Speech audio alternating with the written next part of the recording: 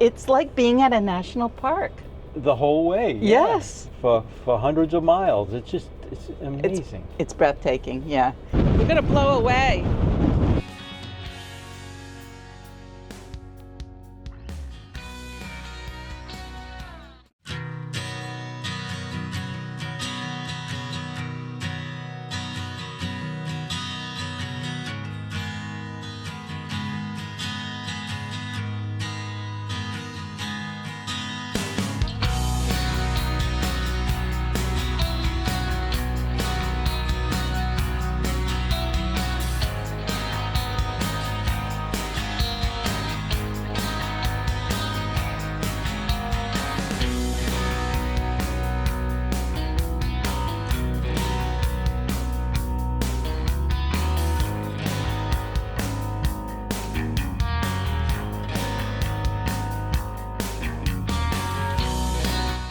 All these stops are really beautiful along the 101, but if we keep stopping, we're never going to get to where we need to go. I know it, but there's so many opportunities to stop and just enjoy this beautiful view along this coast. It's like being at a national park. The whole way, yes. For hundreds of miles. It's amazing. It's breathtaking, yeah.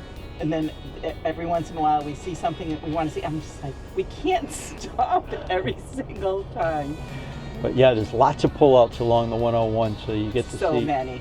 Such beautiful vistas. It's just amazing. And of course, with an RV or in towing the Jeep, you have to be a little bit careful about where you pull into. Yeah, yeah. And what's the speed limit along the 55 yeah, in most places until you get through the little towns, then it goes down to 25. But yeah, some of these pullouts, they're deceiving as you're driving up to them. It looks like you can pull into them, but when you get to them, there's no way to turn around, right, or to back up. But most of them are excellent for rigs. Yeah, this is just a pull out, so it's just almost like a pull through campsite. Right. Yeah, it's amazing. Yeah, amazing. Beautiful. Thank you, Oregon.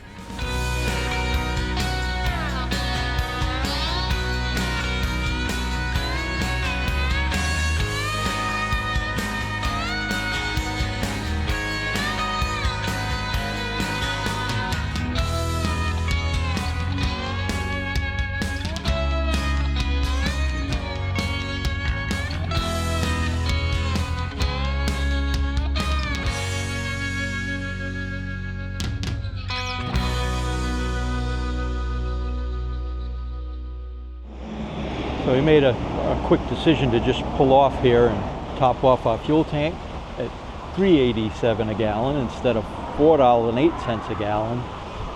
And there's a supermarket here, so Louise is going to run in and get a couple of last minute items. Sorry, it's very windy, but this is what we like about this RV, is we can fit in this little spot. The parking lot is a little busy, but we were able to fit in, let's see, 1, 2, 3, 4, 5 spots. We're taking up 5 spots, but we're only going to be here for a few minutes. We were able to pull in here. There were no other real large spaces available, but we fit in here, and I think I got enough room to pull out again. So hats off to this little Winnebago view for getting us into a tight spot.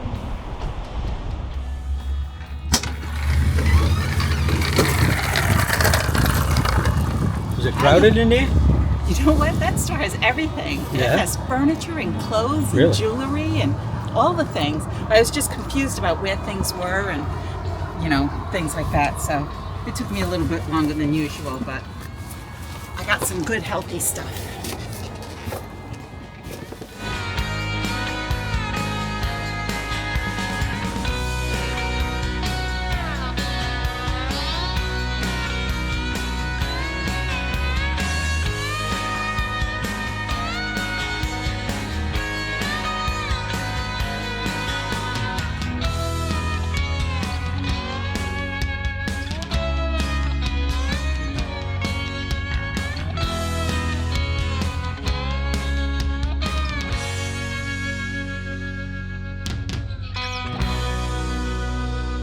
Pretty nice site, well paved.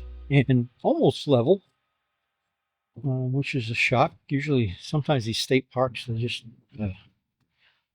don't know how to level the sites. But yeah, water, electric, and dump station on the way out. There's no gatehouse though, so luckily my email said what site we're in, so I just parked here. I don't know if we're supposed to check in anywhere. We'll take a walk, figure it out after we get hooked up. But yes, Cape Blanco State Park. So far, so good. So let's check the electrical pedestal, see if we've got good power.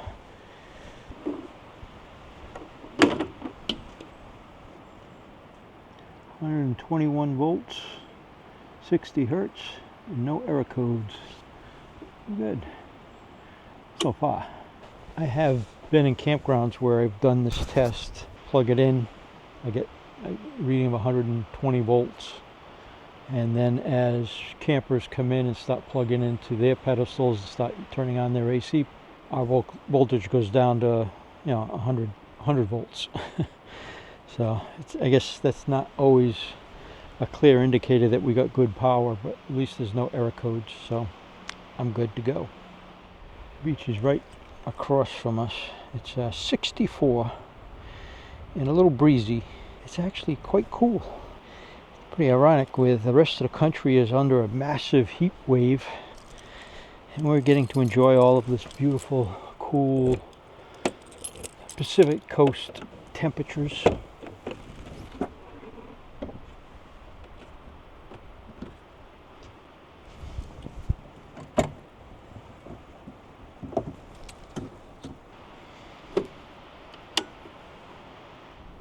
Now, I tend to try, if it's possible, it's not always possible, most of the time it's not possible, I guess. When I'm close to a pedestal like this, I like to shorten the cable a little bit so that it's not on the ground. That way there reduces the odds of an ant or a bug from coming across the cable and just following it up into the RV. And then I put a rag around the cable itself and the hole that it goes through, in the hopes that that would also keep little rodents or insects from climbing into the RV.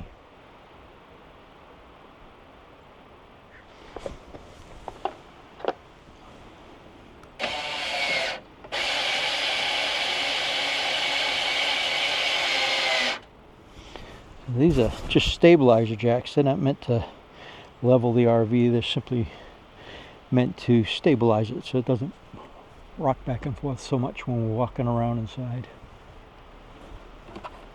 Here we go. We're all set up.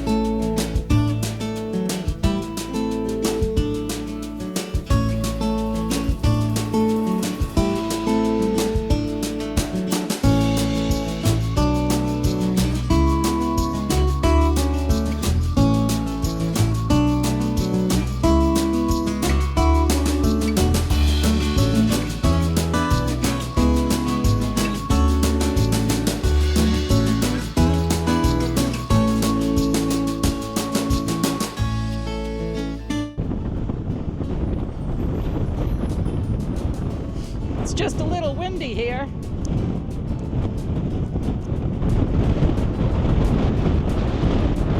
We're gonna blow away. Let's make sure we don't blow off the edge. Yeah, okay. the wind's blowing off the ocean, so we can't really fall. We can blow into that road.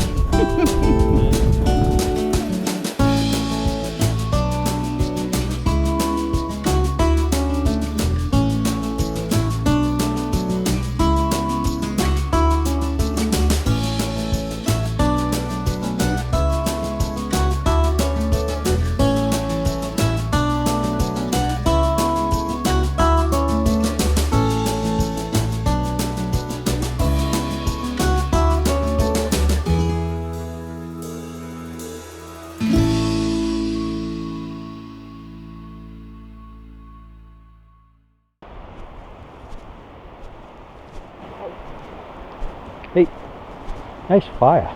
Thanks. I can't believe it's August 7th and I'm sitting by a fire with a coat on drinking hot tea. But it's chilly. What is it? It's 60 degrees? Yeah, 60 today. And very windy. Yeah, it is. But I can't help it. I have to be outside. It's just nice out here. Today's our last day here at Cape Blanco State Park. We move on tomorrow. Go west. Yeah, No, east. So confused. we're going east. Right. We're heading towards Crater Lake. And surprisingly, the temperature there today is 95, I think. Okay. So It's 60 here. this coastal temperature is not going to stick with us very long. It's nice. It'd be better like 5 degrees warmer though. Right. It's just a little too chilly. Yeah, it's a little chilly out. But if we were further east, we probably wouldn't be having a fire for a couple of reasons. There's a lot of forest fires out there, so That's why I made one. I thought we'd enjoy it while we can. Yeah. There's no restriction here. And, we're very careful, but obviously accidents happen and Right. not everybody is as careful. right. And it is windy, so it is risky. Less risky with the solo stove. It contains it pretty well. Yeah, nice. But it's been windy the whole time we've been here. I mean, strong winds too. 20 mile per hour winds, 25 mile per hour winds. It's pretty constant. I got a feeling that's probably the way it is here. I wonder. But beautiful little park. So as mentioned, this is our last night at the state park camp, Cape Blanco in Oregon. Yeah. And our plan is to head to Farewell Bend National. It's a campground in the Crater Lake National Park. but There are fires up there. yeah, we're a little bit concerned. And then we had reservations and they canceled it. And then they opened the campground again and then they canceled it. And Yeah. currently it's canceled. We're on our right? second cancellation with this campground for different reasons. So in the meantime, we did find some first come first serve places. Yeah, we found a bunch of dispersed camping areas and some first come first serve campgrounds, which we're going to try to do first. But we're a little bit concerned about how everyone's going to be looking for these places because of the campgrounds closing. Right. So And the complication of there being forest fires up there. So we have like what, 4 options right now? Right now I found 4 places that we can hopefully just camp for the night or a couple of nights. So we're going to look at those as we, we progress towards them. Yeah. They'll definitely be off grid. Yep, they're all no hookups. But Farewell Bend doesn't have electric either, so. Yeah, so I guess we'll just, we're such planners. We like to know, exactly where we're going and everything. But I think that under the circumstances, we're just going to have to go until we can't go. Right. Yep. Because we want to go see Crater Lake, and we're hoping that we can get to it. Right. So we'll see how it goes. Yeah, we'll try. We'll keep trying. So I'm also going to come up with some sort of a plan. If we get all the way out there and for some reason we have to turn around and come back, we're going to have another place to stay someplace. So I'll find someplace. Please join us next week when we journey eastward through Wildfire country to Crater Lake National Park. If you would like to be notified when we release new videos, please subscribe and click the notification bell. It is free.